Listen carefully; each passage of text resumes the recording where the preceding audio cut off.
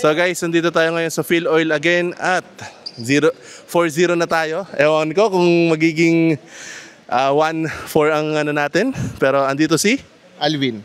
Sir Alvin. Rules natin sir, 500 Gcash, race to 3 points. Okay. Okay? Kayo na, ako na muna. Okay, ako na mauna.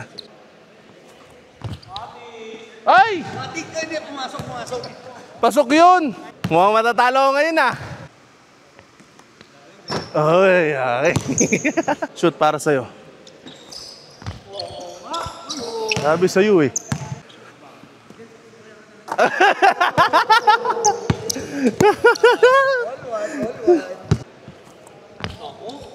Ay!